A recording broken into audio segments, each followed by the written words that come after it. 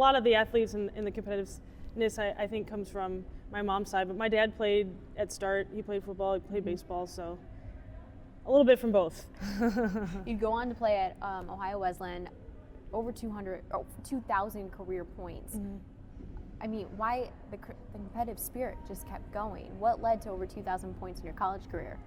Well, you play more games in college, so Mm-hmm. that helps. But I think the same thing, teammates, everybody's, the common goal is to win. And when you have teammates that get you the ball in places you can score and set you up, it makes the job easy. But again, you have to put in the work, and, it kind of carried over there after a game or Sundays when we didn't have practice, find a gym, get a ball and shoot.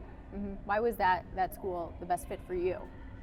I think, well, my sister ended up going there, and I think that kind of drew me there. I'd go to games, and you see the team, you get to know the team, and you see how much fun she's having, and that draws you in. In the Hall of Fames for both of your alma maters, I mean, you're super calm, cool, and collected. But when you think about it all in culmination, I mean, how much do you look back and be like, hey, this is pretty cool? It's definitely cool, but I think what's really cool is just being able to share it with your family. My grandmother, her dream was to see me be in the Ohio Wesleyan Hall of Fame, and she's still alive, was able to go down there and just to see how happy she was, and to be able to spend that time with your family.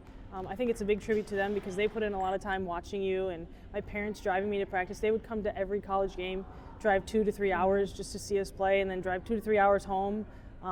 You can't thank them enough for those things because it really does mean something. All the paths would lead to coaching here at your alma mater. You said it kind of just happened, kind of fell into place. I mean, why was it tempting to come back here? Well, I think coaching is a lot like teaching, and I absolutely love teaching. I love, sharing what I know and making a difference in kids' lives. And I always said I would never be a varsity head coach because that just wasn't for me. And then, things kind of just fell into place, and this is a really special place for me. And what's nice is I teach at Timberstone, and I know the girls because they go there and then they come here.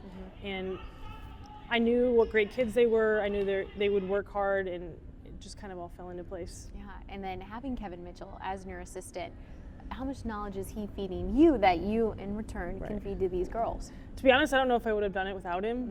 He's just a wealth of knowledge. He's coached every level. He loves basketball. He lives, breathes, and dies basketball. He goes home and watches it night in, night out. Without him, we wouldn't be where we are. So I like learning every day from him. I think we work well together, kind of the same demeanor, and I think that's important in the success we've had. How do you sum up yourself as a coach? I try to be calm, cool, and collected. I hope that's the way people see it. I think you get on the kids, in practice and things like that, and then the game is to show what they've learned. And so just kind of being like the director and learn, because everybody makes mistakes. I tell the girls every day, we expect perfection, but we know you're not perfect. And I think that's the mentality you want to have to keep getting better. Reigning NLL champs, did you expect that your second year here?